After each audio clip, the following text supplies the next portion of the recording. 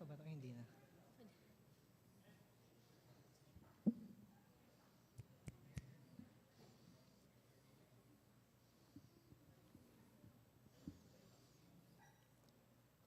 DZYP Christian Radio Station sa inyong radyo.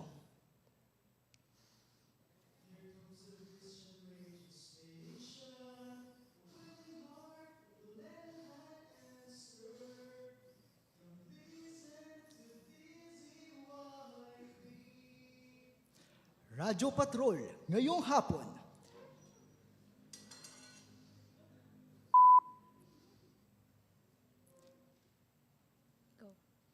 Magandang hapon sa ating listeners ngayon, ang Birian Young People. Welcome to the number one Christian radio station here in Makati City.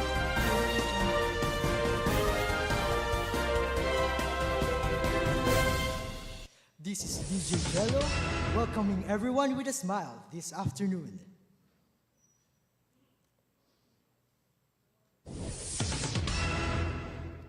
At ito naman po si DJ Sheng.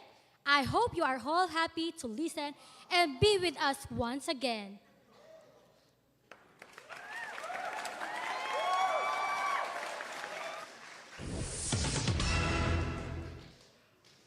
We have a lot of things prepared for you this afternoon. Just sit back, relax, and enjoy the program na hatid ng nangungunang Christian radio station, ang DZYP Radyo Patrol.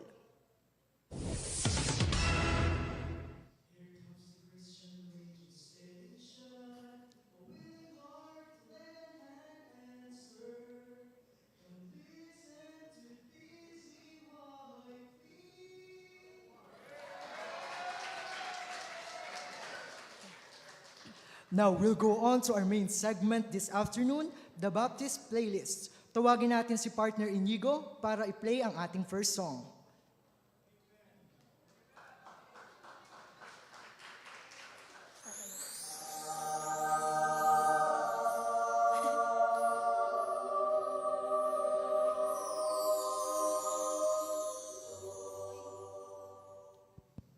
So good afternoon po sa ating lahat. So let's sing our first song. And tayo po tayo. Let's sing Count Blessings.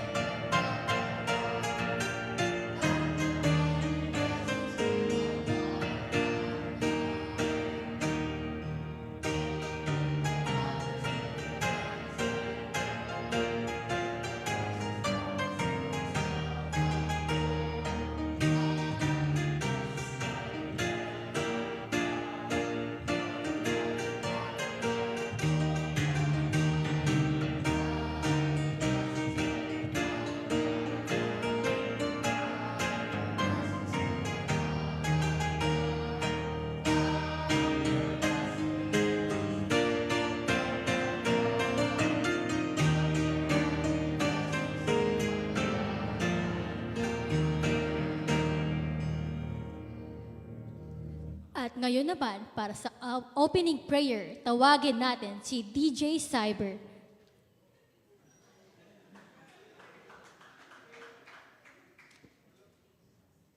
gracious Heavenly Father,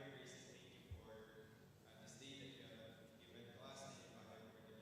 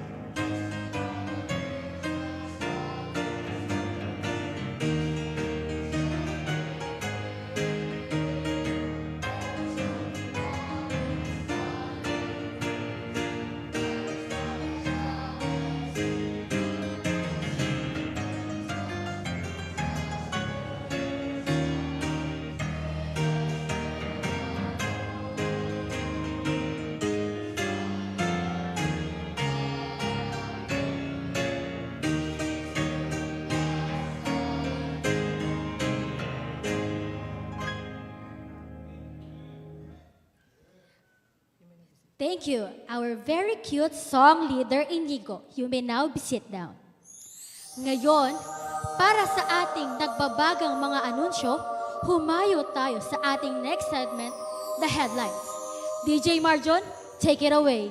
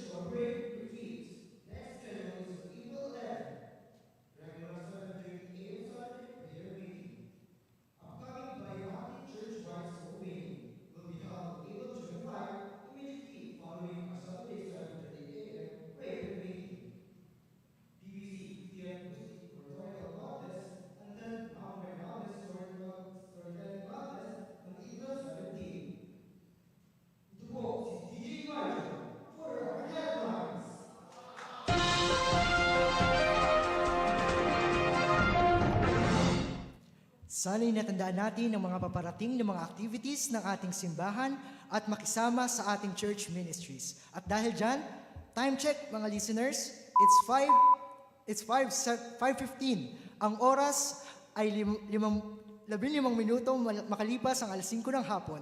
Kayo ay nakikinig pa rin ng DZYP Christian Radio Station.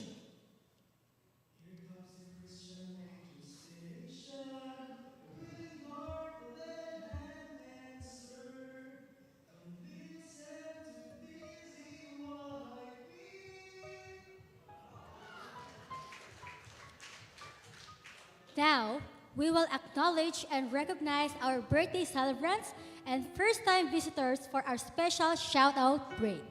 We would like to greet our birthday celebrants for this week. Alam kong nakikinig sila ngayon sa DZYP Radio Patrol. Ito ay sina Brother Tim, Sister Angela, Sister Mean, and Sister China. Para naman sa ating mga first-time listeners, maaari lang na lamang pong pumunta sa harapan. First-time listeners or first-time visitors. Meron po ba? Welcome. At ating isi-shoutout dito sa harap. May I call once again DJ Inigo to lead the happy birthday and welcome song.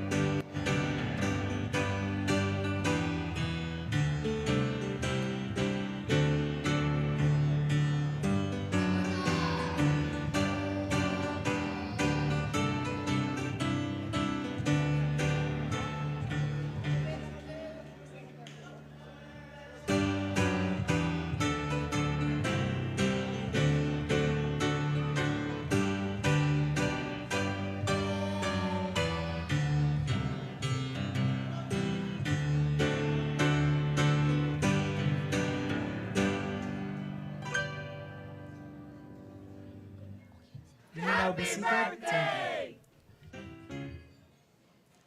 As we proceed to our next segment, we have Soul Stories. That's right, partner. We have a special guest this afternoon.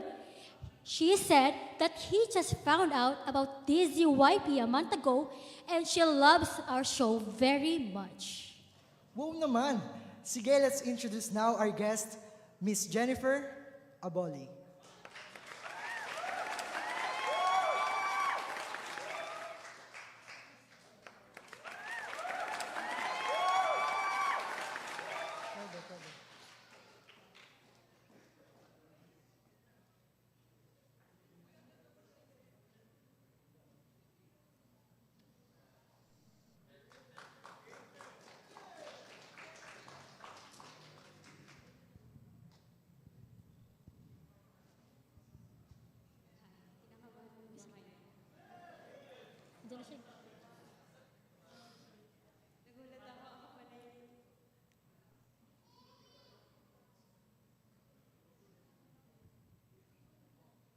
Good afternoon, Jennifer. Pwede mo ba kami kwentuhan ng iyong testimony?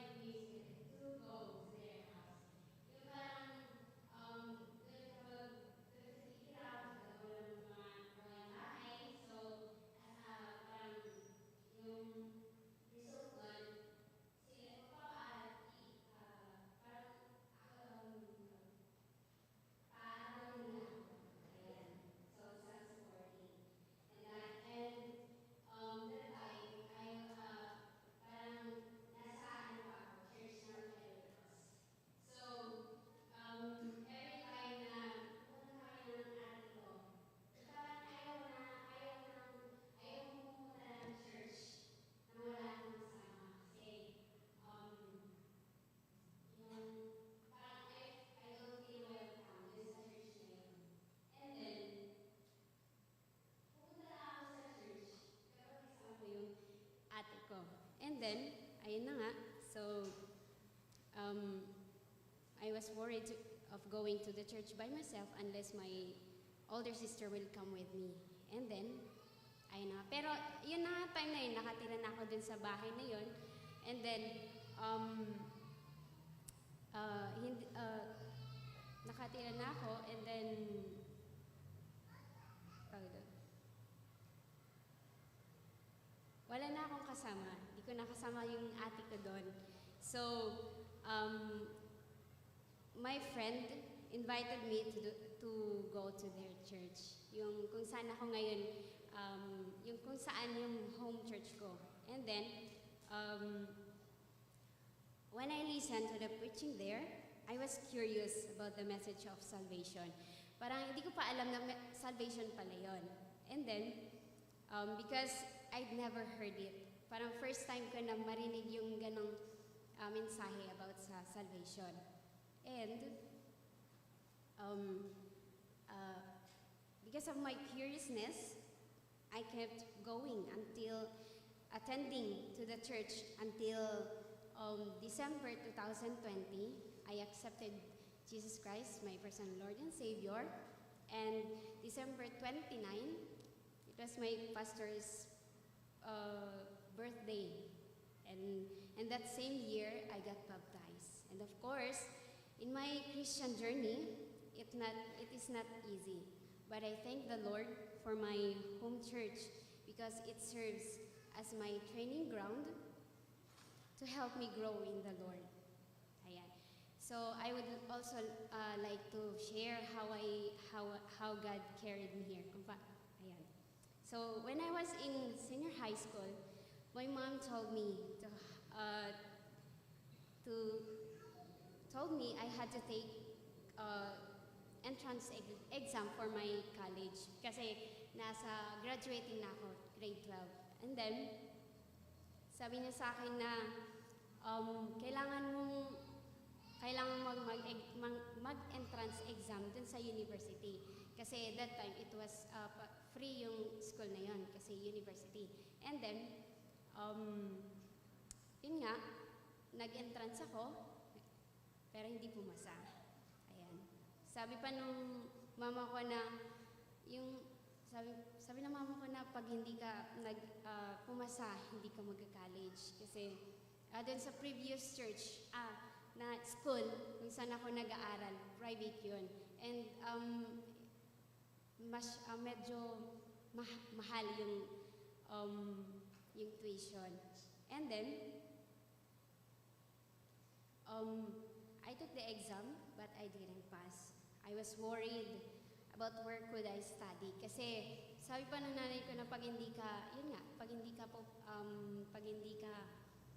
makakapasa, baka sa sa second sem ka pa mag-exam ulit for your college. Kasi nga, though dun sa school na yun, pwede naman ako dun, pero ayoko wala akong gusto na course, wala akong gusto dun. Kasi that time, I really love education. Ayan. Then I heard about Bethany from my pastor, but I didn't plan to go at first because I felt a little scared. Kasi parang Manila na to eh. Parang iisipin ko na ano kayong mangyayari sa akin doon. Ayan.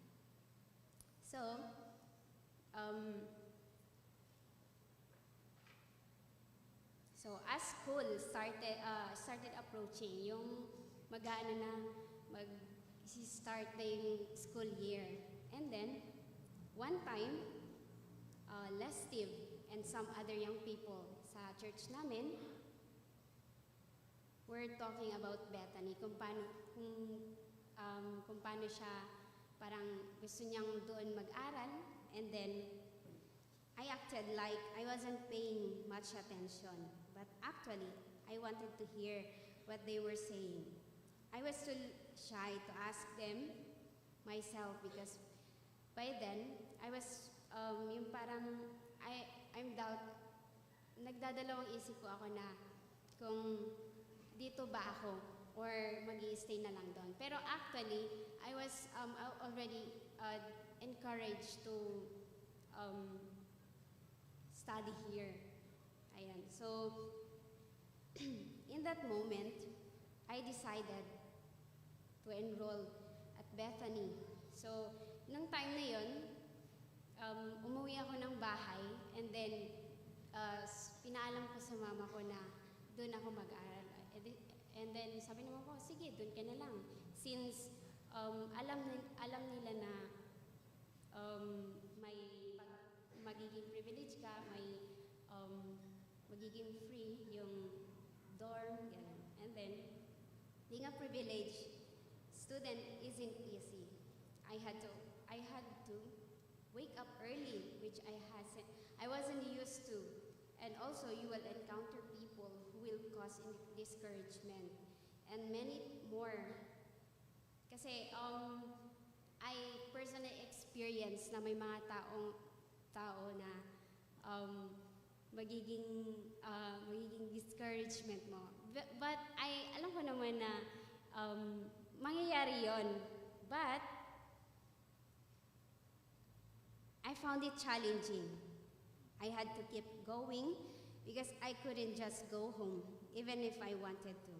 Still, being a privileged student is a blessing to me. I remember Kuya Lionel always saying in our devotions, every time na magdi-devotion po kaming, lagi niyang sinasabi na there's no enough reason to quit, but there are countless reasons to continue. And also, Jeremiah 20, chapter 20, verse 9, then I said, I will not make mention of him, nor speak anymore in his name, but his word was in mine heart as a burning fire shut up in my bones, and I was weary with forbearing, and I could not stay. So, in conclusion, so, many problems will come, but syempre, you had to endure to survive. Ayan. For the Lord. And that's all. Thank you po. Praise God for that. Thank you very much, Sister Jennifer. May we now call on another special guest this afternoon, our assistant leader, Mr. Justin, to give his testimony.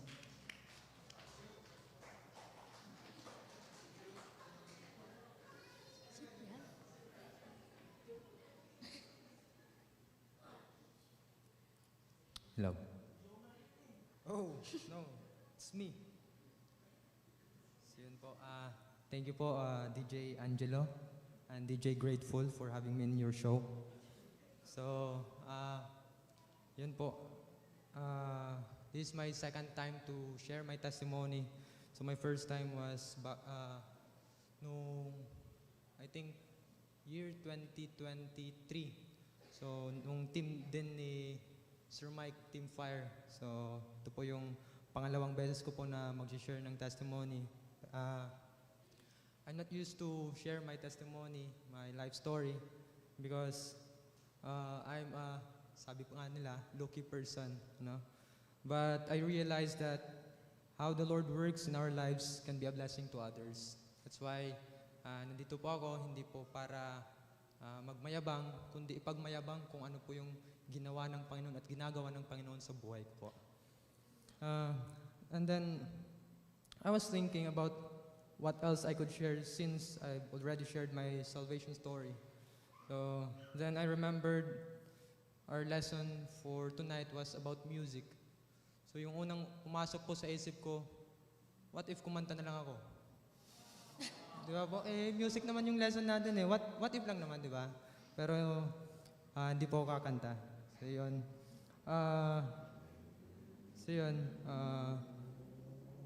Before I accepted the Lord as my personal Savior, I had already heard the message of salvation before Typhoon Yolanda hit our place in Samar Province. So,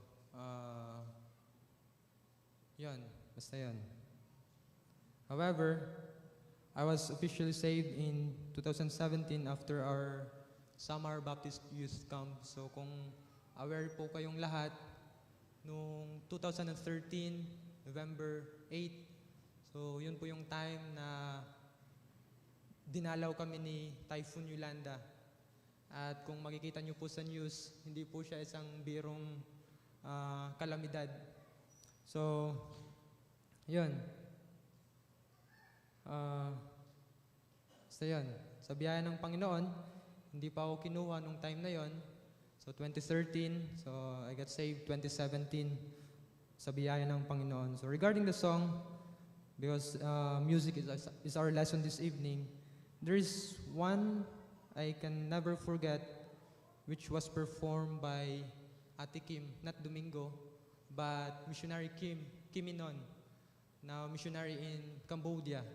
So she's the daughter of our former pastor back then. And then she sang this song entitled Trust His Heart. Trust His Heart. Just imagine facing an event in your life that was completely unexpected and unwanted. Isipin niyo po na may isang kaganapan sa inyong buhay na nangyari na hindi mo inaasahan. hindi mo inaasahan na darating ito at yung hindi mo gugustuhin na dumating sa buhay mo. Yun nga po yung Yolanda. So nung time na yon, our pastor and his wife passed away dahil nung Yolanda. Our home was totally destroyed. Hindi namin alam kung saan kami titira. Hindi namin alam kung ano yung kakainin namin. Kasi, yun, totally wash out yung place namin nung time na yon. And then, hindi namin alam kung paano kami mabubuhay back then. Because natagalan pa po yung relief bago kami makareceive. Then, just try to imagine, yung nakabuhay po sa amin, mangga. Sa araw-araw, yun po yung kinakain namin para lang mabuhay. So, just try to imagine facing this kind of challenge sa buhay mo.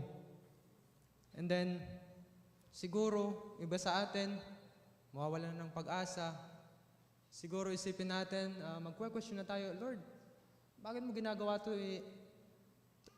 Talaga bang mahal mo ako? Di ba po anak mo ako, ba't ginagawa mo to sa akin? Siguro yun yung maiisip natin. But, nung narinig ko po yung song na ito, Trust His Heart, syempre sa umpisa, mahirap, pero kung pagkakatiwalaan po natin ang Panginoon sa buhay natin, sa mga nangyayari sa buhay natin, makikita po natin kung paano ang biyaya ng Diyos mag-uumapaw sa ating buhay. Okay po. This song reminded me then and continues to remind me now. When you don't understand and you don't see His hand, sabi ng kanta, trust His heart. Trust His heart. There are days and hours when I find myself asking, Lord, bakit? Lord, why?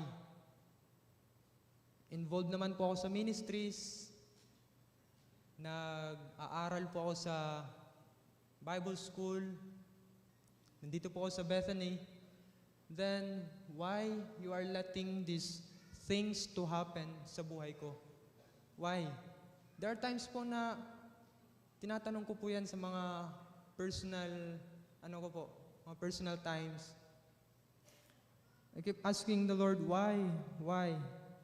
Sometimes, we don't understand, sometimes, you don't understand your co-workers, and you just end up smiling. Di mo alam kung nananadya or di mo alam. Basta mapapa-what a joy ka na lang, di ba po kay Brent? Mapapa-what a joy ka na lang eh. Di mo alam kung ano yung i-respond mo, yung para bang sinasadya nila, sinusubukan nila na alam nila na Kristiyano ka, ay Kristiyano to, okay lang to sa kanya. Ewan ko, yung mga makarelate nito, yung mga career, so it's hard, Hindi po madali. Yung family mo, minsan mapapaisip ka, family ko pa ba to? Ba't ganito? Maybe, sa sandaling ito,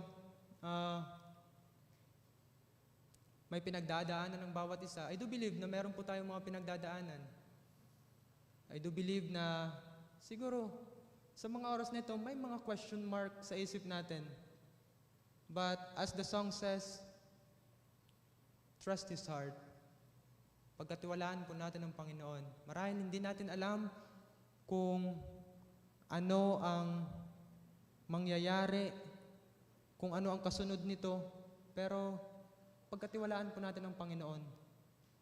May mga times nga na na-ask ko ang Panginoon, kung na-question ko ang Panginoon, baka po nagkamali ka lang ng napagbigyan.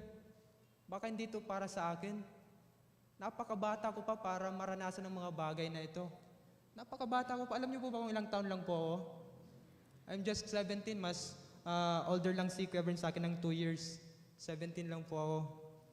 So, di ko po alam kung maniniwala kayo. So, yun. Actually, joke po yun. Pwede po kayo tumawa. Tapos yun. Minsan, yun. Nakakapag-question ako sa Panginoon. Panginoon, parang hindi pa naman po ito para ata sa akin. Pero, I just keep trusting my Lord. I do believe na may purpose kung anong mga nangyayari sa buhay natin. Lagi nga sinasabi ni Sir Aaron, be sensitive to the lesson God is teaching you. Di ba po? Be sensitive. Maging sensitive lang po tayo.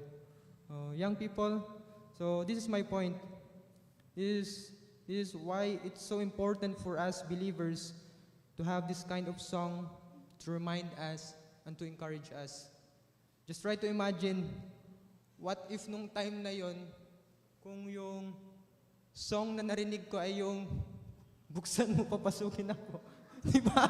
Patay ang buhay ko ngayon. No, that's why it's very important to choose songs na papakinggan natin. Na ano natin, di ba po? Wala, sisira talaga ang buhay natin. Kaya maging careful po kayo sa mga songs na pinapakinggan nyo po. So, yun lamang po. I hope and I pray na naging blessing po ako sa inyo. God bless po. Praise God. Amen. Thank you po, Sir Justin. Let us now have the offering. May we call on one of our avid listeners to lead us for our offering prayer, Mr. Brent Norbe.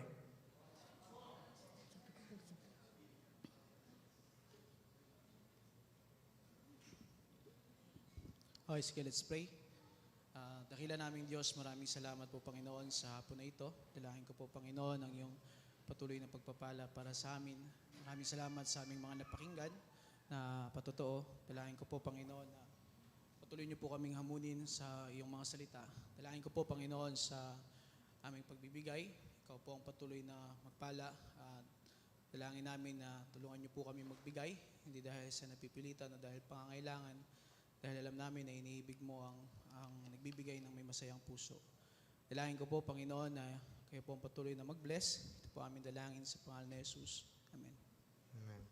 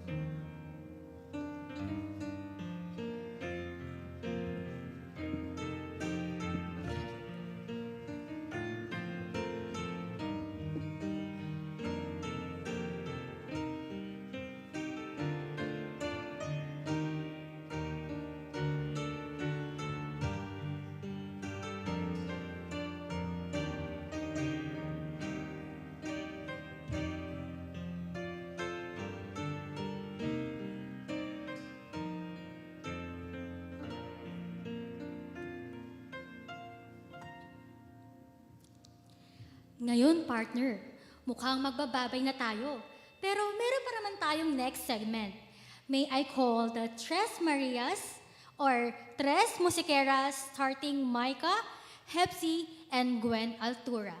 Muli, ako si DJ Sheng. Ako si DJ Jello. Hanggang sa susunod. See you. See ya.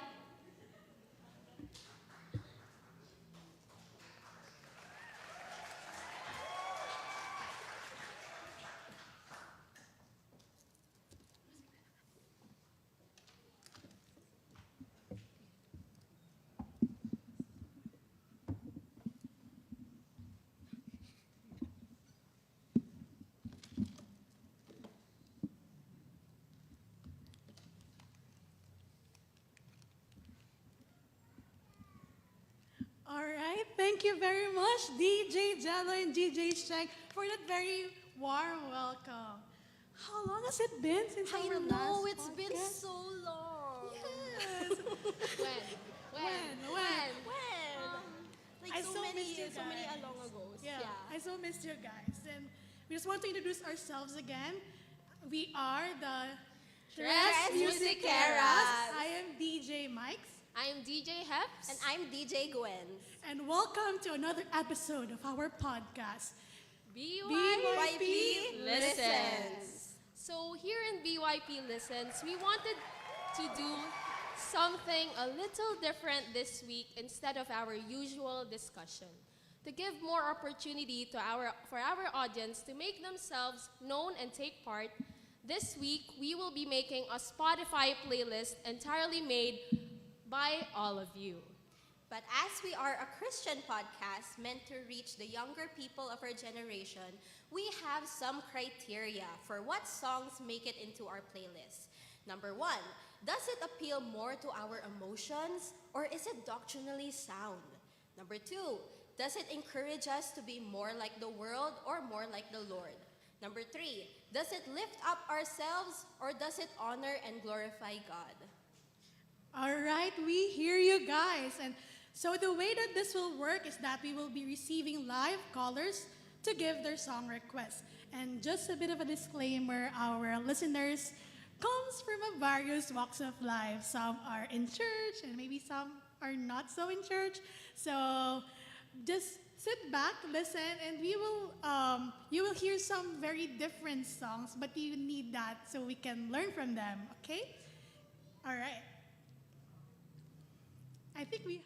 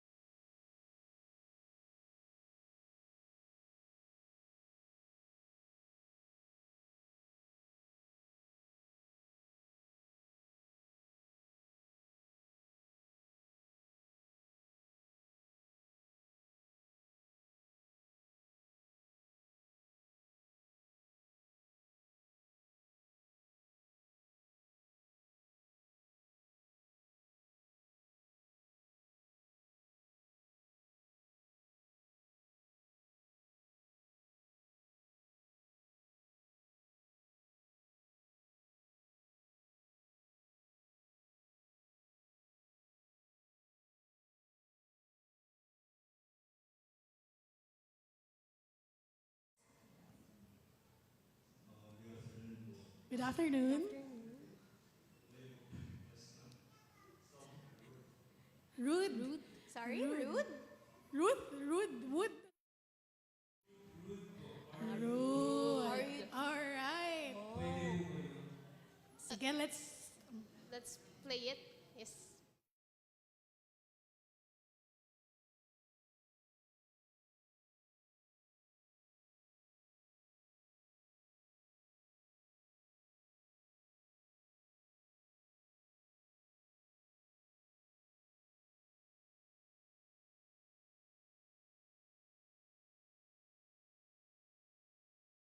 you heard the tune, right? So maybe it's quite familiar, but the lyric says here, "Can I have your daughter for the rest of my life?" Say yes, say yes. So he was talking to the father. The man was talking to the father of the lady she's courting, right?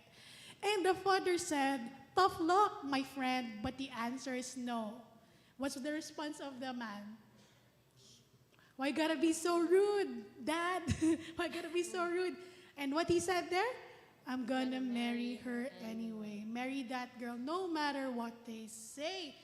The beat is really catchy, no? But we have taken a closer look on the lyrics. Again, we'll ask these questions. So, is it doctrinally sound? Nuh-uh. Does it appeal more to our emotions? Yeah. Second, does it encourage us to be more like the Lord? Nuh-uh.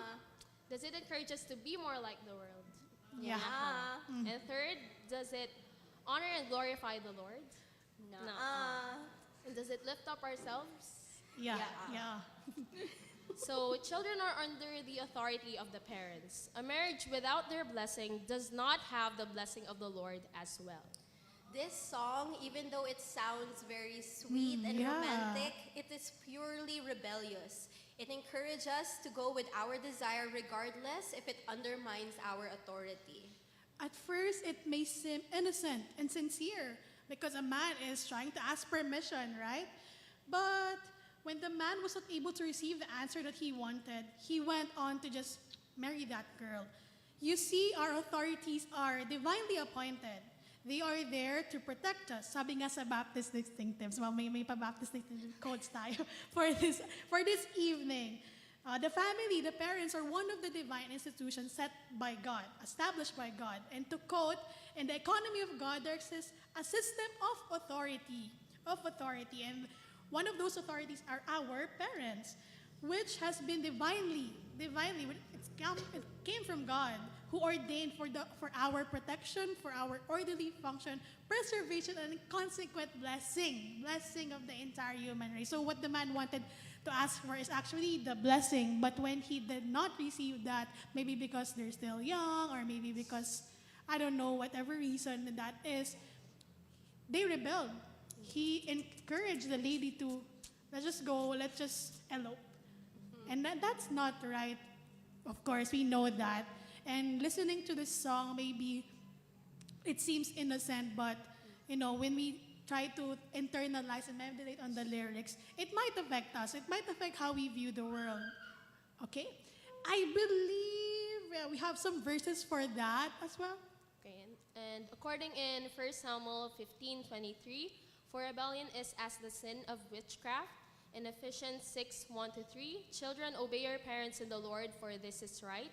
And Romans 13:1, let every soul be subject unto the higher powers. So it's really very clear that we should be listening to these kinds of songs. Yeah, thank you for the suggestion, but I don't think we will be adding it to our Yeah, playlist. sorry.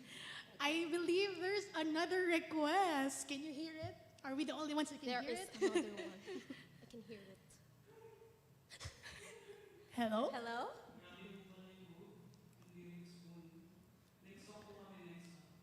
Okay, next song. Hello? Hello? And can you speak a little louder? I can't hear you. Hallelujah. Hallelujah. Wow, this sounds like a Christian Yeah, song. it sounds like a Christian song. Oh, let's try. Maybe our audience is a bit familiar with that song. Maybe you've tried to sing that special number, but let's see if it's appropriate. Okay, let's play it.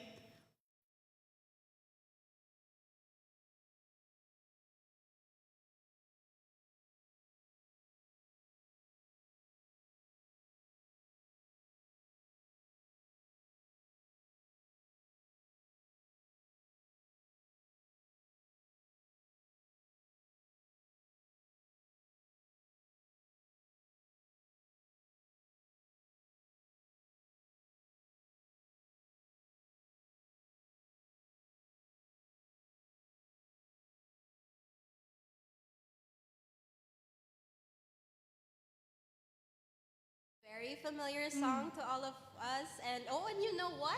I think this song was played at the last wedding I went to. A Christian wedding? Huh? Oh, I'm not gonna say. No comment, okay? I usually hear it sa mga events, sa weddings nga, and even in churches minsan. But the lyrics are quite dangerous when you really listen to it.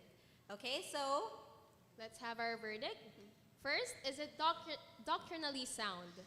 nuh-uh. Does it appeal more to our emotions? Yeah. Second, does it encourage us to be more like the Lord? Nuh-uh. Does it encourage us to be more like the world? Yeah. Yeah. And third, does it honor and glorify the Lord? Nuh-uh. So does it lift up ourselves? Uh-huh. It sure does sound like a gospel song with the repeated hallelujahs, right? The description of David and even the tune. But remember, Satan is an imitator. The world is really not afraid to desecrate the Word of God with themes of humanistic love. It speaks about David finding pleasures in the love of a woman. And that is why he says hallelujah. But that word we know is meant for the Lord and the Lord alone. It's meant to praise him and to honor him and to worship him. And we must be careful because many Christians see this song and think, oh, they're singing hallelujah. It must be a Christian song. And proceed to sing it without looking at the lyrics or checking the context. You see that the baffled king composed hallelujah, the baffled, the confused king. The song refers to David and his adultery with Bathsheba. So I don't really think it's a good gospel. It's a gospel song. It's plainly blasphemous to sing this. Yes, let us be reminded that it is a sin to use the Lord's name in vain, especially for a theme so wicked and blasphemous.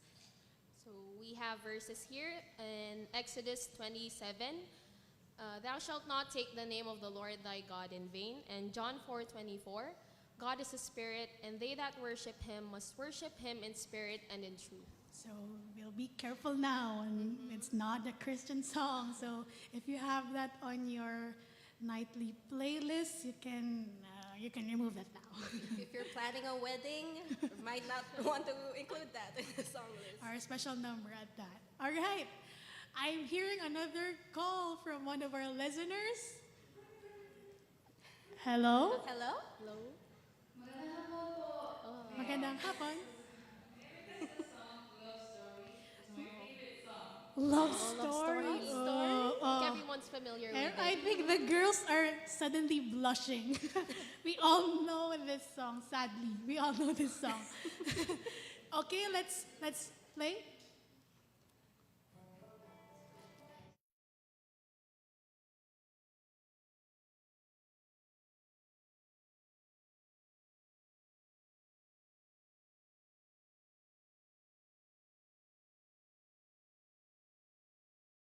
Yep, I think we've heard enough. Then the lyrics are on the screen as well. Honestly, I grew up hearing this song as early as 8 years old when the song was released. And the artist then, Taylor Swift, was just like 16 when she released this song. And it really captures teenage girls, right? Not knowing that the lyrics might not be as innocent as it seems. So let's go for our first question. Is it doctrinally sound? No. Does it appeal more to our emotions? Yeah. Second, does it encourage us to be more like the Lord? No. Does it encourage us to be more like the world? Yeah. And does it honor and glorify the Lord? No. But does it lift up ourselves? Yeah. Okay, I strongly believe that whatever comes from the Lord must not be hidden.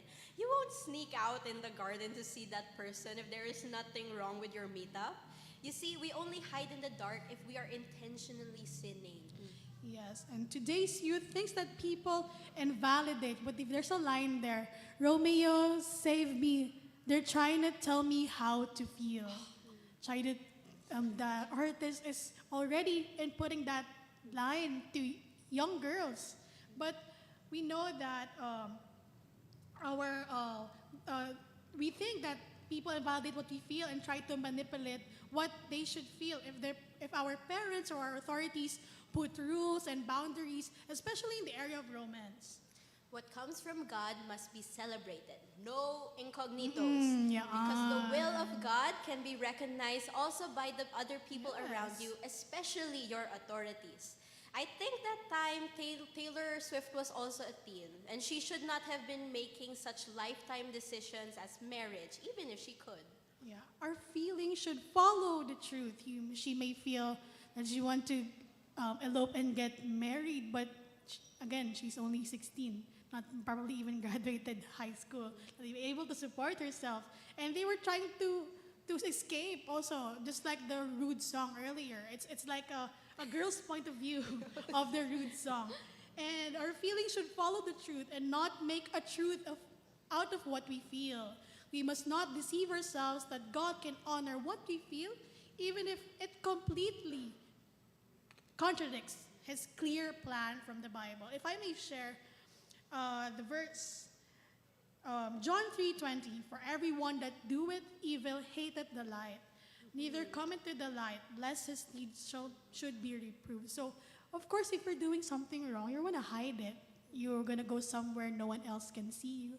Maybe you look around, but you forget that you look up, God sees you. God still sees you. And those who want to do things in the dark, most likely they're doing something they're not going to be proud of. Most likely those things are wrong. And what are the other verses, DJ Heps? We have 1 Corinthians 13:4-7. Charity suffereth long and is kind. In Hebrews 13:4, marriage is honorable in all, and the bed undefiled. Mark 4:21-22, and he said unto them, is a candle brought to be put under a bushel or under a bed, and not to be set on a candlestick? For there is nothing hid which shall not be manifested, neither was anything kept secret, but that it should come abroad. Yeah. And lastly, Ephesians 5:13, but all things that are reproved are made manifest by the light, for whatsoever doth make manifest is light. So be sure our secret sins will find us out. I believe we have another Okay, call. so far Another we call. haven't added anything to our playlist. Let's see if we have another caller.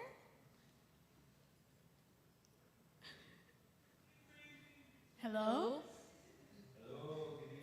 Good evening. Good evening po.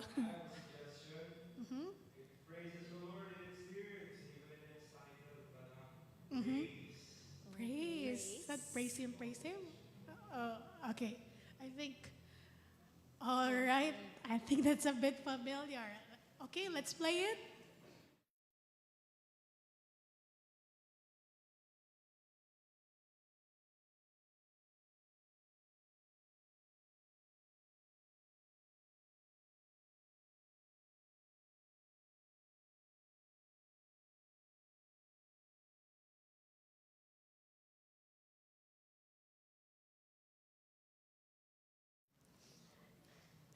Okay. Finally, a gospel song. The song mentions the Lord. It seems pretty decent, but let's see how it holds up with our criteria. First, is it doctrinally sound?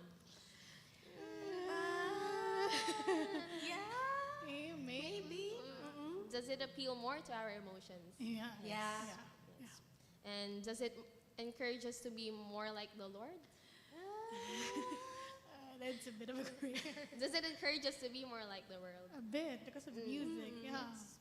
Does it honor and glorify the Lord? Maybe the lyrics May- alone, maybe, but the but music, I'm not really Does it sure. lift up ourselves? Yeah, because of Yes. the beat. Again, worship must not be self-centered. We look back again with the lyrics. It's all the worship song should be God-centered, right? And most of these kinds of song, planet shaker song, praise and worship songs. I'm so sorry if you're listening for that. Sorry to pop your bubble, but there are other songs, there are other praise songs that you can listen to because these kinds of songs are really self-centric. If you can see the lyrics, I won't be quiet. My God is alive. So how could I keep it inside? And there's even a line there. Put a dance on it tonight. So it really the music glory must not gratify our emotions and move the flesh. It should edify the soul. It should encourage the soul to glorify God, to give praise to God. Even though the title is praise, I don't think we can be we can be put into an atmosphere of praising God sincerely in our hearts because the tune alone it really wants us to to dance it out. Even the lyrics says it. And repetitive lyrics that have no sense are just noise. And we repeat lyrics to emphasize a truth. We must always prioritize substance over form. The lyrics may sound a bit churchy, the tune may be captivating, but the real essence of the song is in its words. That's where it falls short. Yeah. As Sayang. we- Yeah, Yeah, sayang. sayang. So we have verses here, Psalm 150, verse 6. Let everything that hath breath praise the Lord. Psalm 95, verse 6. O come, let us worship and bow down. And John 4:23. The true worshiper shall worship the Father in spirit and in truth. Yeah, I believe the first two verses might be connected to the song, but to worship Him in spirit and in truth, I don't think it's that because it focuses on the flesh. All right. I hope we can get better song Yeah, we're requests almost this there. time. Almost I there. believe the next one, a good song. Hopefully a good song. All right, do we have another caller? Oh, we have our last caller. Our last caller. Ooh, Amazing this Grace. sounds like a classic. Okay. Let's play it. Let's play it.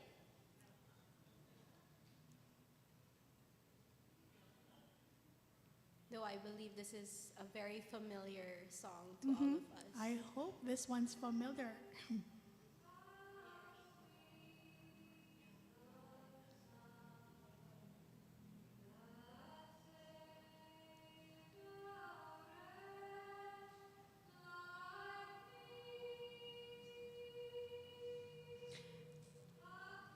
Okay, so we are down to our last Finally, song an amen to that. for today's podcast. So good thing we ended with a classic. So let's hear our final verdict. Is it doctrinally sound? Yes. Does it appeal more to our emotions? Not really. Does it encourage us to be more like the Lord? Yes. Does it encourage us to be more like the world? No. Does it honor and glorify the Lord? Yes. Does it lift up ourselves? No. All right, I think this song is a classic for a reason. It was written in the 1700s and we still sing it today. So from the first verse alone, it already holds so much weight as it speaks about the amazing grace that our Savior gave us. Yeah, So- we have verses for that. Yes, we have verses in Ephesians 2:8 to 9. For by grace are ye saved through faith, and that not of yourselves, it is the gift from God. Not of works, lest any man should. I believe this song should be one of our anthems as believers, as those who are redeemed by God's amazing grace. And I think we have just some final verses, just one final verse to end up our podcast. Though we have a slight activity after this. Yep. Let the word of Christ dwell in you richly in all wisdom, teaching and admonishing one another in psalms and hymns and spiritual songs, singing with grace in your hearts to the Lord. And I believe that by now we should know how to choose songs wisely, choose songs that would would edify our soul, that would encourage us in the Lord, and not really to gratify or to feed our flesh. And for our short activity,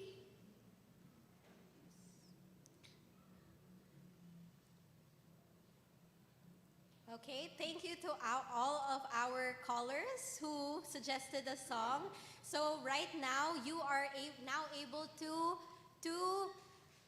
submit songs in real time, and they will be added to the playlist. So if you would scan the code or input the code in your phones, you can add songs to the playlist directly, and you can see us on Spotify on BYP Listen. So if you scan the code, you will be directed to a playlist Yes. with all of your suggested songs as well as our own, and you can be able to play this like while you're cleaning, while you're sleeping, while you're working, or even while you're having devotion. So I believe that this is if you're not familiar with a lot of Christian songs yet, I believe this is a good jump start for you. Yes, so you can put off those worldly songs and put on this gospel song. So we have some song requests that will be added to the playlist. We'll be also sharing the link to our respective group chat, so you can sing. You can listen to this instead of listening to other songs that will not really help us. I think we'll open it in a minute, so you can add your entries. There's already an existing songs on that playlist, but they'll be adding "God Gave Me You."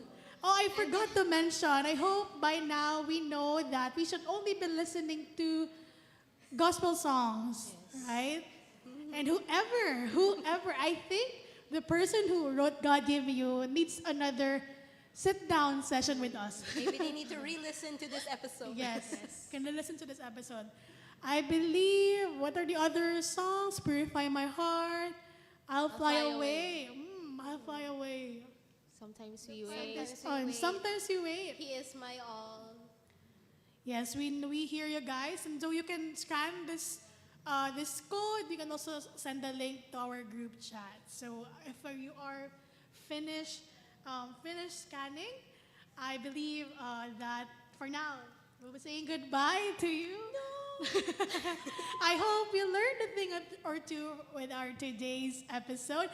This again is your Tres Musiqueras, and we will be waiting for you in our next episode on our podcast, BYP Listens. Thank you very much.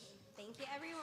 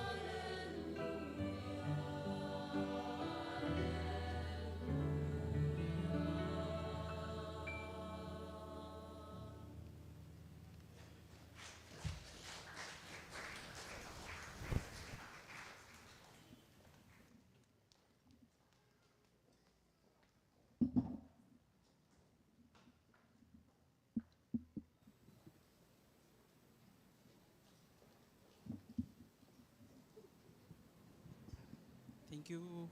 Hello, hello. Thank you, Team Stewards.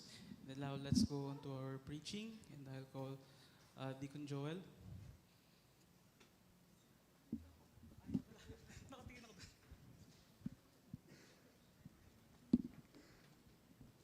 Okay, magandang gabi sa bawat isa. Good evening. Let's all stand up. Let's open our Bibles to the book of Ephesians chapter 5, verse 18 and 19. So we'll be reading just 2 verses. Dalawang talata lamang ang ating babasahin. Pwede ba magtagalog? Okay, but how about the foreigners? So English na lang. Okay, so Ephesians chapter 5, verse 18 to 19. Let's read this all together. Ready, begin. And be not drunk with wine, wherein is excess, but be filled with the Spirit, speaking to yourselves in psalms and hymns and spiritual songs, singing and making melody in your heart to the Lord. The verse number 19 says, speaking to yourselves in psalms and hymns and spiritual songs, singing and making melody in your heart to the Lord. Let's pray. Father in heaven, we thank you, Lord, for the reading of your word. Thank you, Lord, even for group stewards for the program this afternoon, rightfully capturing the essence of the lesson, Lord, tonight, this afternoon. And I pray, Lord, that you'll be the one to guide me even as I share the lesson and a reminder, a rebuke, a correction, instruction from your word. And I pray, Lord, that even as we have this lesson, that we will be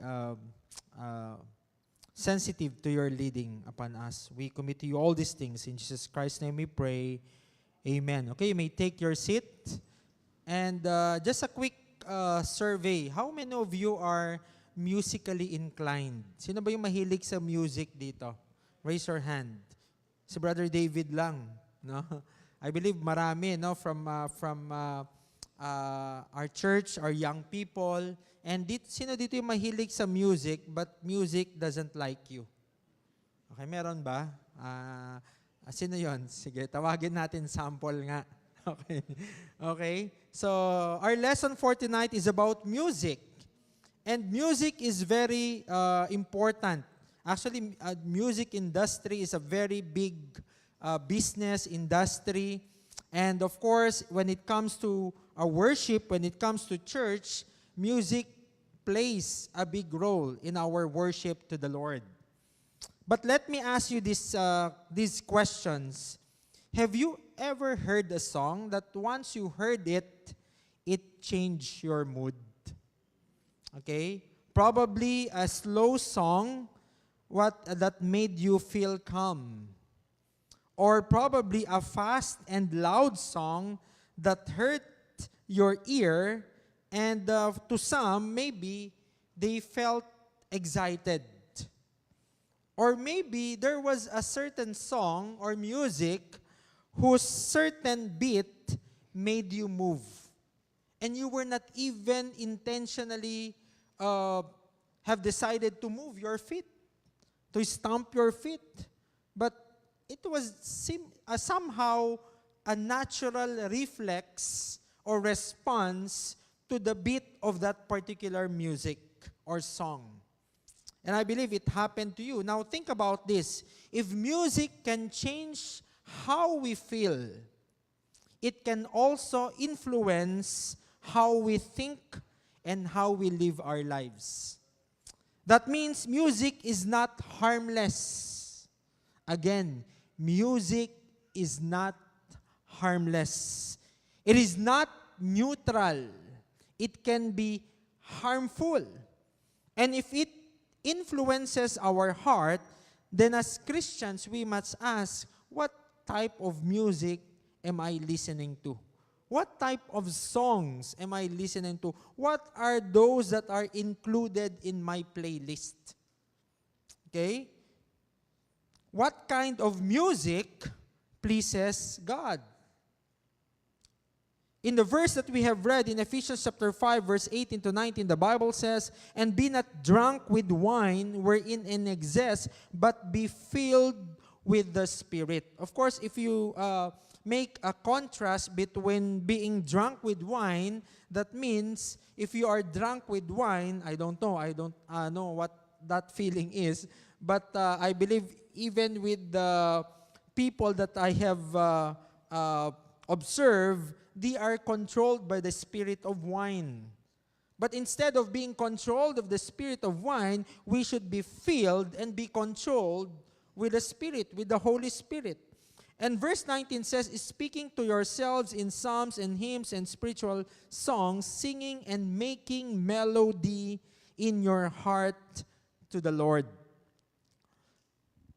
The verses that we have read indicate that the music we sing or listen to can either be Spirit-filled and point us to our spirits to God, or it could be fleshly, appealing to the flesh and steering ungodly desires.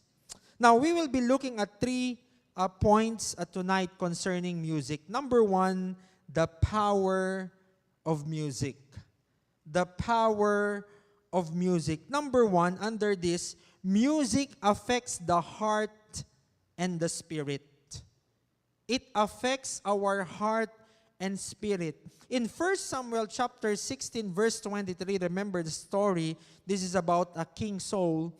And it came to pass when the evil spirit from God was upon Saul, that David took an harp and played with his hand. So Saul was refreshed and was well, and the evil spirit departed from him.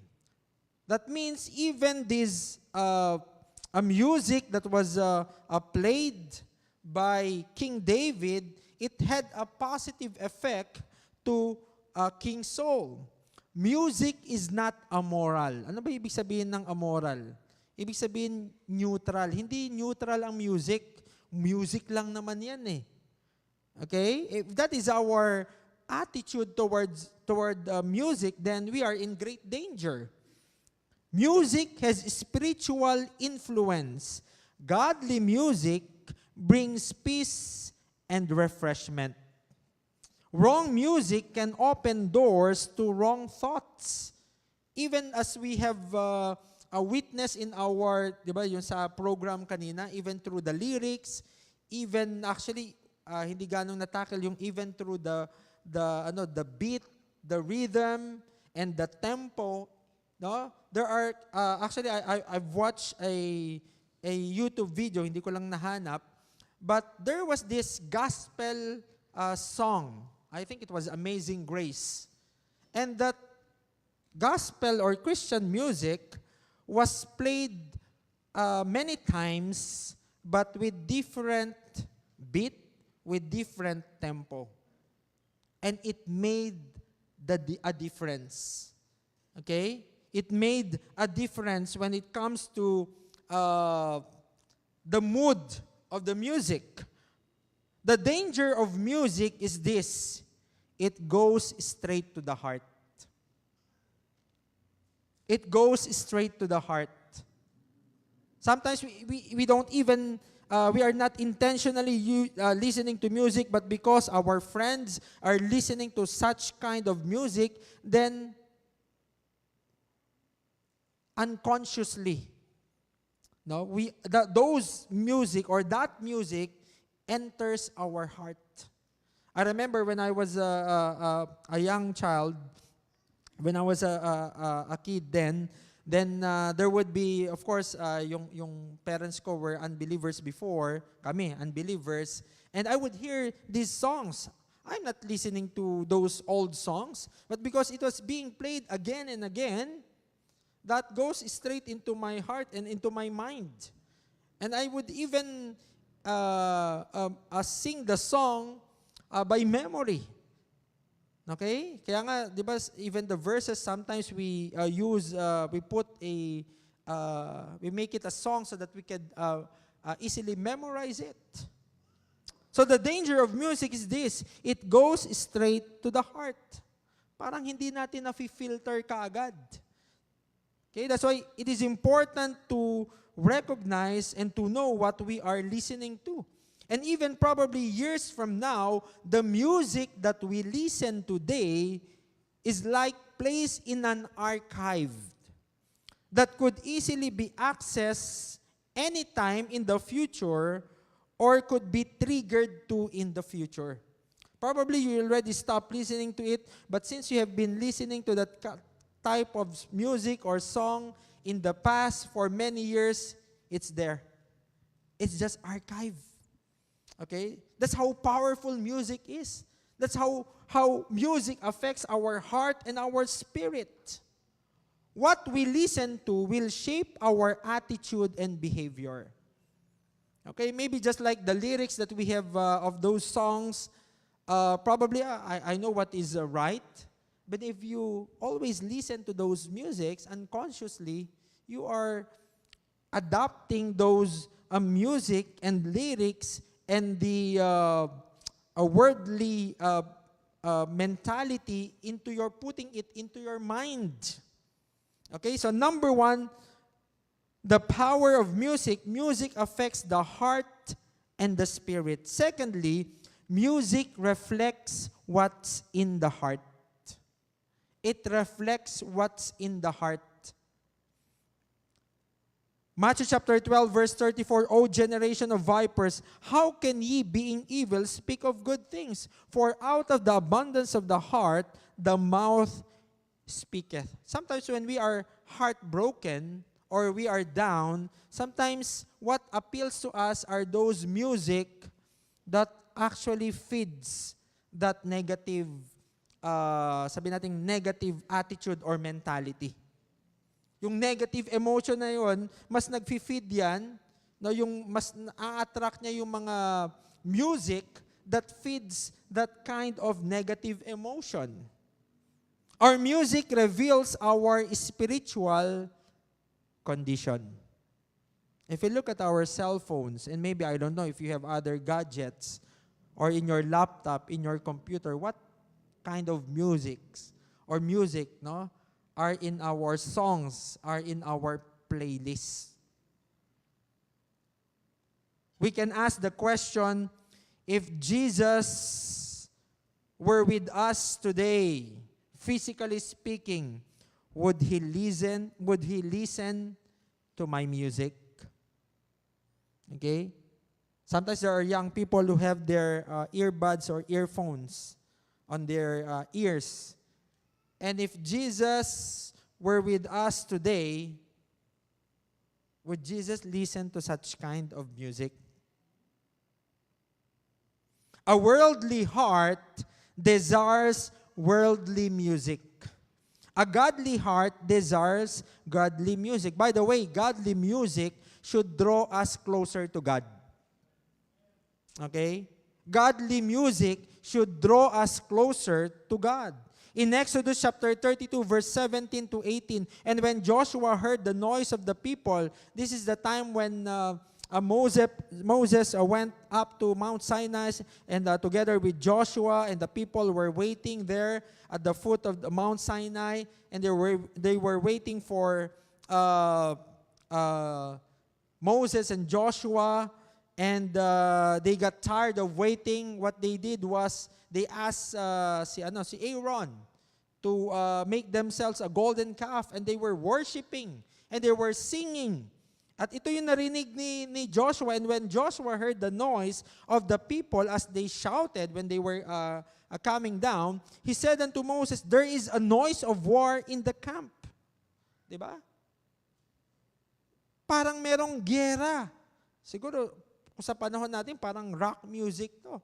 Actually, hindi nga lang rock, diba? Meron tinatawag na metal. It's pure noise. Okay, and even of course, you could not even understand the lyrics if there are, but it's noise. And he said, it is not the voice of them that shout for mastery, neither is it the voice of them that cry for being overcome, but the noise of them that sing do I hear. Okay? So imagine they were singing, they were worshiping idols, and they were singing, and their song, their music was as if they are in a war. It is appealing to the flesh. We can see here music being used for idol worship. And by the way, let's look at Ezekiel chapter 28. Tingnan natin. Concerning Satan. Ezekiel chapter 28, of course, this Ezekiel chapter 28 talks about Tyrus and the judgment of Tyrus, but this is also alluding to Satan. In verse number 13, Thou hast been in Eden, the garden of God. Every precious stone was thy covering. The sardius, topaz, and the diamond, the beryl, the onyx, the jasper, the sapphire, the emerald, and the carbuncle, and gold, and the workmanship of thy tabrets, and of thy pipes was prepared in thee in the day that thou wast created. Look at verse 14. Thou art the anointed cherub that covereth, and I have set thee so. Thou wast upon the holy mountain of God. Thou hast walked up and down in the midst of the stones of fire. But actually, if you move on to the next verses, we can see this is referring to Satan prior to his fall. He was the anointed cherub. Sabi nga dito sa verse number 13, the workmanship of thy tabrets and of thy pipes. That means innate in him is a musical instrument. And even I've heard sinasabi nga nila yung vocal cords mo is a musical instrument. Okay? It's a musical instrument. And Satan knows this. He is a good singer. Okay? And he can use music particularly to derail young people, particularly to put worldly thoughts, worldly, sabi natin tong worldly mga principles in our hearts. Okay? He can use music. That's why, di ba, you would, I don't know if you heard those musicians, especially those that are famous, that they said they sold their souls to the devil. No? And they would be very famous. Okay, they would be inspired to do those things, to write those songs, the lyrics of the songs, and to create those music, those melody, those rhythm and beats. And it is very attractive to people. Why? Because Satan is a musician. When God let the Israelites out of Egypt, and they waited while Moses met with God to receive the 10 Commandments, tired of waiting, the Israelites made a golden calf. Ito yung sinasabi ko niya. And began to worship it. Moses and Joshua came back from the mountain to an unusual music. And by the way, it's not only through songs. Probably you are playing a game and there are sounds in that game. There is music in that game. It was so unlike the music they were used to, in fact, that Joshua thought it was the sound of war. If our music is wrong, then we need to check our hearts. It is a heart issue. Now that we see the power of music, let's look at the purpose of music. Let's go to point number 2, the purpose of music. Number 1, to worship and praise God. To worship and praise God and praise God. Psalm chapter 100 verses 1 and 2, a psalm of praise, make a joyful noise unto the Lord, all ye lands. Okay? So kahit pala wala sa tono, pwede, no? Kasi make a joyful noise. Okay? May nagtanong sa akin, Sir Joel, ano ang part mo sa music? No, daddy joke to. Nag-ano na kaagad, no? Sabi, anong part mo? Sabi ko, bass ako, bass. Bass? Parang hindi naman. Hindi, bass talaga ako. Naka-bass ako sa katabi ko. Kung tenor yon, tenor ako. Kung bass, bass yon. Kung alto yon, alto din ako.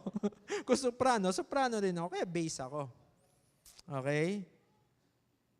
Psalms chapter 150, verse number 6. Let everything that hath breath praise the Lord. Praise ye the Lord.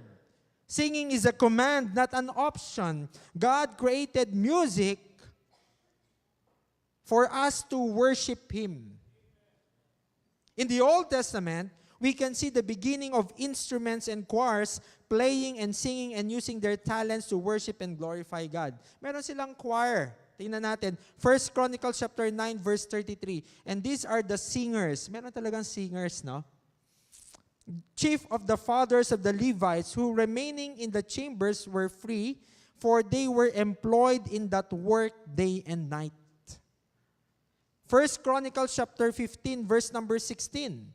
And David spake to the chief of the Levites to appoint their brethren to be the singers with instruments of music, psalteries and harps and cymbals sounding by lifting up the voice with joy. So even yung mga Levites, meron silang mga singers. Okay? And while in the temple worship, there were assigned singers. Psalms chapter 150, verse number 6 says, let everything that hath breath praise the Lord. That means every one of us should sing to the Lord. Maybe you will not qualify as part of the choir, then so be it. But we can sing to the Lord. There are congregational singing, we can sing to the Lord. Okay, when you are alone, you sing to the Lord. Para walang ma-offend. But you can sing to the Lord. Everyone can praise God, not just the musicians. Praise should be joyful and sincere. Don't just listen, by the way. Pag meron tayong mga congregational singing, participate in the singing. Okay? Participate in the singing. So the first purpose of music is to worship and praise God. And secondly, to teach and declare truth. Colossians chapter 3, verse 16, let the word of Christ dwell in you richly in all wisdom, teaching and admonishing one another in psalms and hymns and spiritual songs, singing with grace in your hearts to the Lord. Ano sabi dyan? Let the word of Christ dwell in you richly. In all wisdom, and it says here, teaching and admonishing one another in psalms and hymns and spiritual songs. Notice the word or the emphasis on the word of God. Let the word of Christ. Music is a teaching tool. It helps believers learn doctrine. Okay? It helps believers learn doctrine. It helps believers remember truth, even through the songs. Just like the song earlier, Amazing Grace. Kakanta sana ako pero wag na. Good music, nabanggit na rin kanina to sa program, has biblical content. It must be doctrinally true and biblically sound. Hindi lang dahil magandang pakinggan, hindi lang dahil it uses words from the Bible, just like the song earlier, okay na yan. Let's scrutinize. Okay? Not only, of course, first is the lyrics. Ano ba yung lyrics? Is it doctrinally right and doctrinally sound? We ought to ask ourselves, does this song convey a message that is scriptural? Biblical ba yung message na to? O baka pinulot dito lang?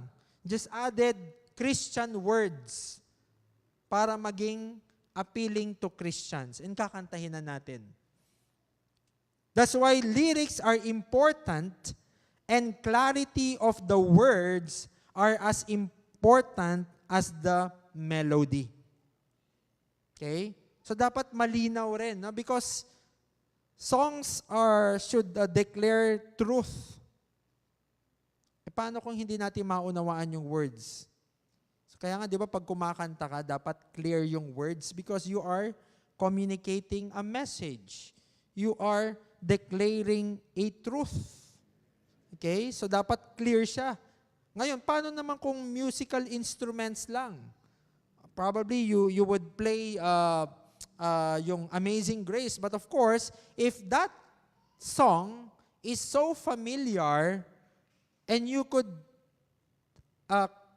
easily sabihin natin, Amazing Grace yan. And the lyrics are very familiar. It's okay. Because you will sing melody in your hearts. Diba? Sasabayan mo. Amazing Grace. O, yung gando na lang. Parang yung kanina, di ba, 10 seconds. Because you know that particular instrument is for that particular song. Okay? Pero kung yung nag-play ka ng instrument na hindi, anong song yun? Hindi naman familiar, hindi mo alam. So, kaya kung minsan, it's better to put the lyrics in the screen para masabayan. Kaya lang kung hindi ka familiar, ano naman verse to? Okay? That's why lyrics are important. And thirdly, and lastly, magsila yung preaching natin, no? Thirdly and lastly, the purity in music. The purity in music. Firstly, it should be spiritual. Okay? Sabi nga sa John 4:24, it was quoted earlier, God is a spirit, and they that worship Him must worship Him in spirit and in truth. Again, in Ephesians chapter 5, verse number 19, is speaking to yourselves in psalms and hymns and spiritual songs, singing and making melody in your heart to the Lord. By the way, there is more to music than its lyrics. Hindi dahil okay yung lyrics, okay na yung song.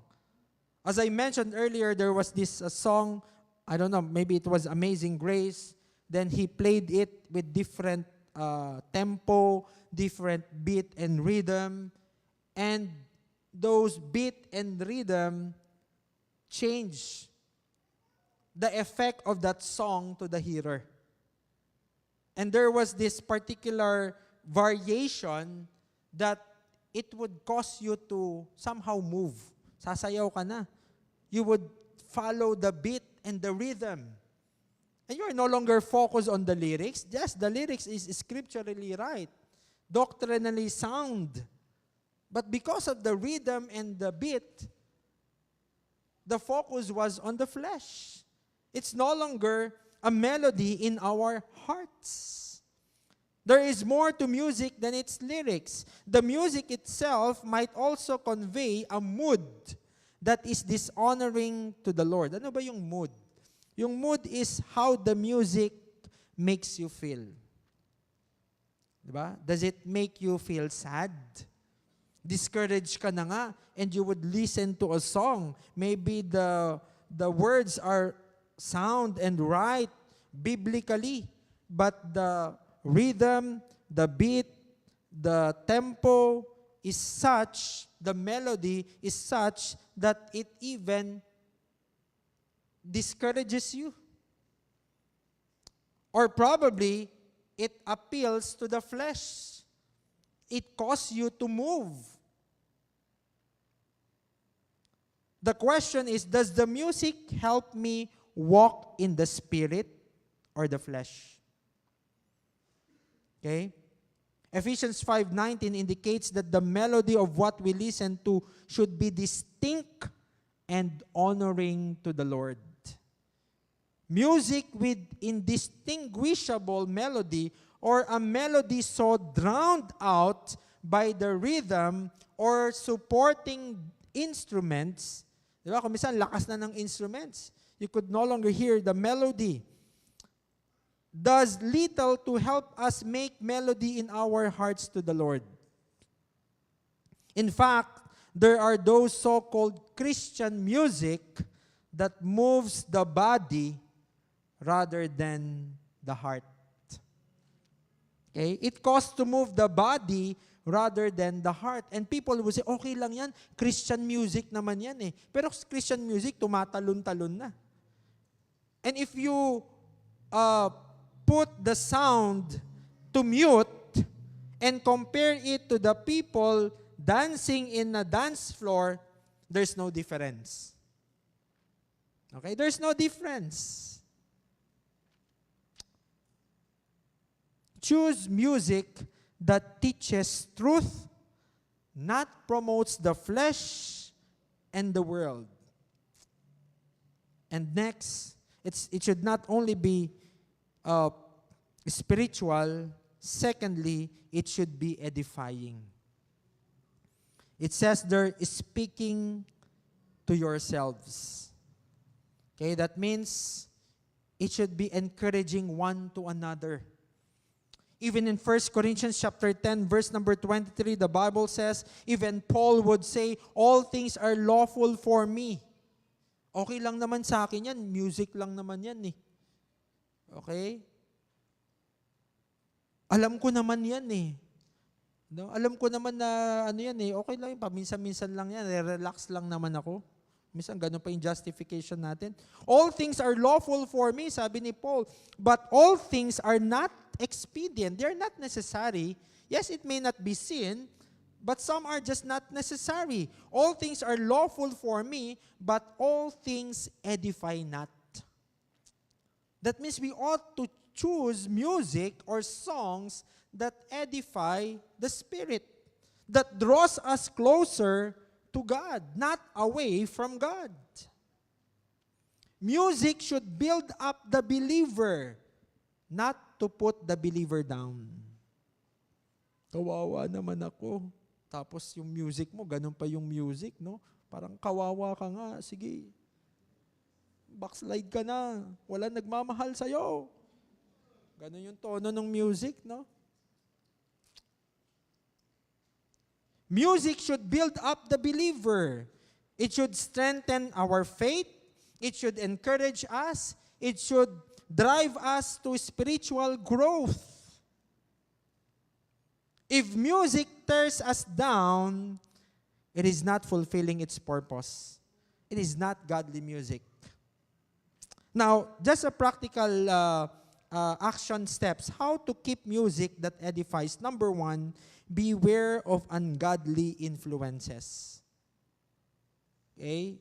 Baka yung iba sa inyo, fina-follow pa si, sino ba yung artist kanina dyan? Nasabi 16 years old, si Taylor Swift. Okay? Be careful of following those artists. Kasi sir, ang cool naman eh. Kasi yung mga friends ko, yun yung fina-follow eh. Then I hear what they listen to. Parang okay naman. Ano lang, pang relax lang. Be careful of following artists or groups who are ungodly or who will not lead you closer to the Lord.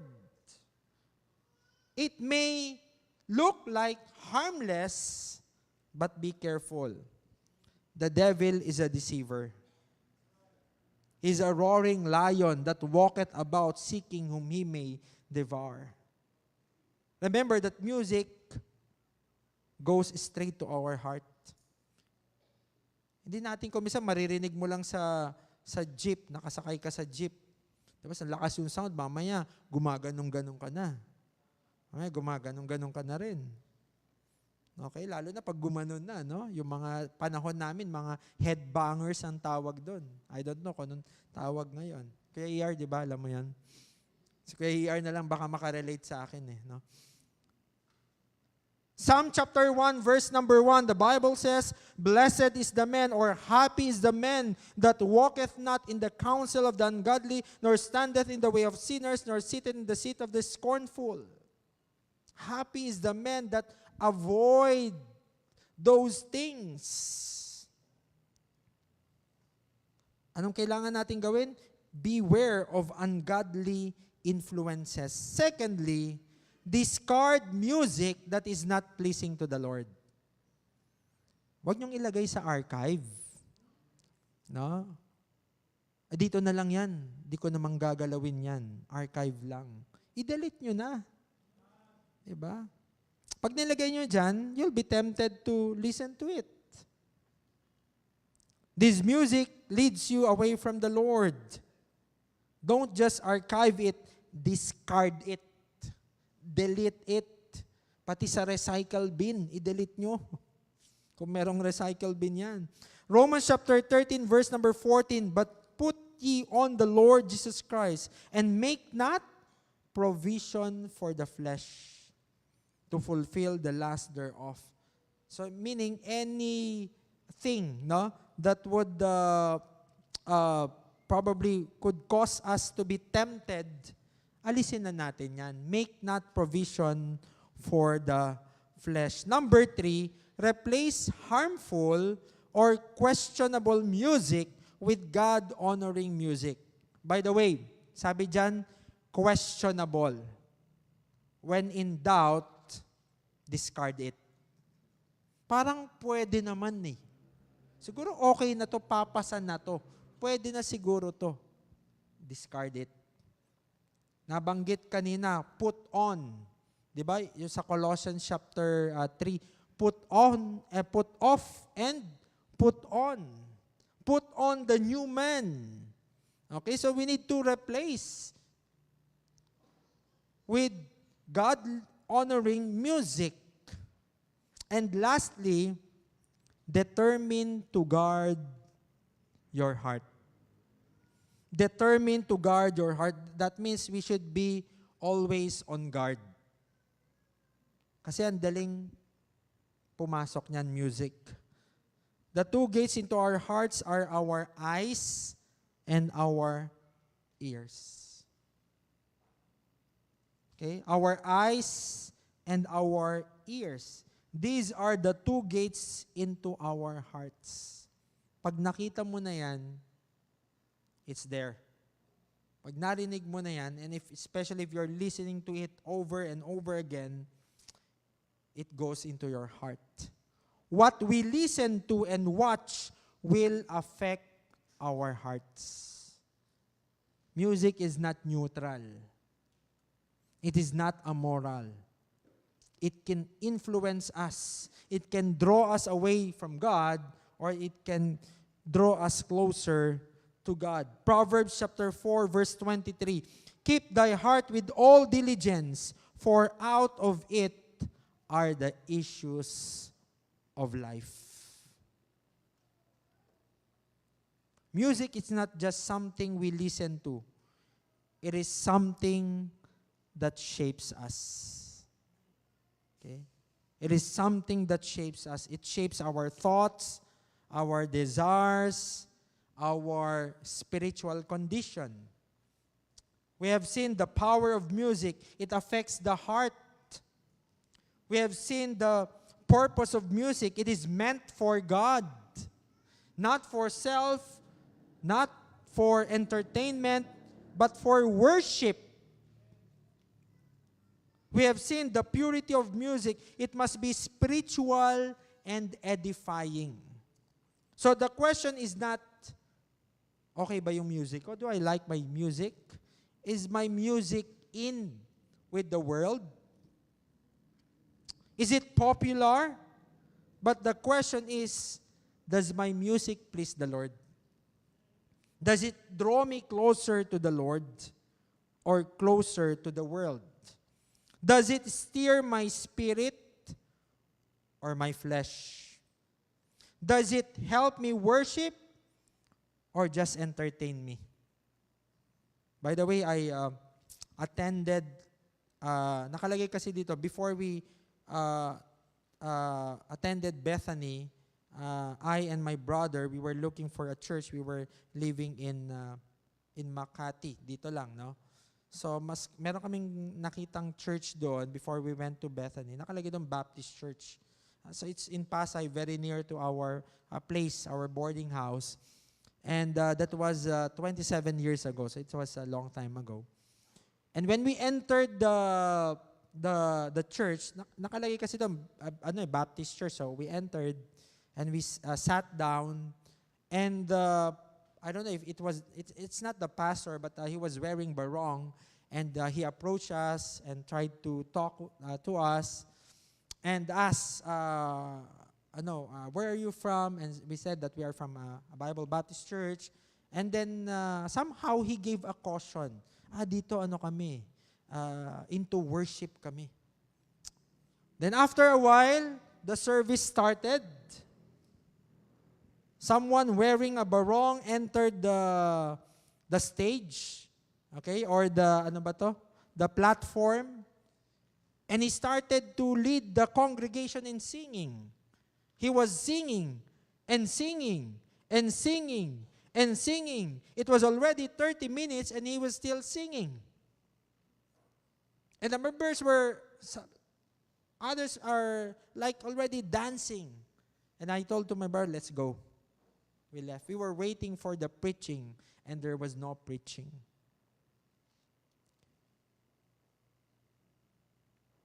Some music probably feels right, sounds right, but is spiritually wrong. We need to be careful. The enemy is a deceiver. The enemy, Satan, is a scammer. Sino na dito na scam? Mas magaling pa siya sa nag-scam sa inyo. Some music feels right, sounds right, but is spiritually wrong. Tonight, make a decision. Remove music that dishonors God. Replace it with music that glorifies Him. And we need to always guard our heart. Because the enemy is active. He doesn't sleep. He's walking about, seeking whom he may devour. If Jesus were to sit beside us and listen to our music, would he be pleased or would he be grieved? If Jesus were to sit beside us and listen to our music, would he be pleased? Or will he be grieved? That is the question that we need to answer tonight. Making melody in our heart to the Lord. I hope that we will have a godly music that honors God, worships God, and draws us closer to God. Let's pray. Father in heaven, we thank you, Lord, even for this simple yet very important topic, and that is about music. Sometimes we think that music is not harmful. We subscribe to it, even the worldly songs, worldly music, even those songs that seemingly are harmless or seemingly Christian. But Father, help us, Lord, to guard our hearts. Help us, Lord, to protect the music that we are listening to remove and discard those music that dishonors you, that draws us away from you, that lifts up self and the flesh, that appeals to the flesh, and help us, Lord, to replace it with music that glorify you. Father, I pray, Lord, that you'll be the one to enable us to have this purity in our music, because music is powerful. And the purpose of music is for us to worship you, to glorify you, and even to declare truth. I pray, Lord, for your protection, Lord, as we are dismissed tonight. May you continue, Lord, to speak to us and help us, Lord, to act accordingly, according to the truth from your word. We commit to you all these things. In Jesus Christ's name we pray. Amen. Thank you and good night.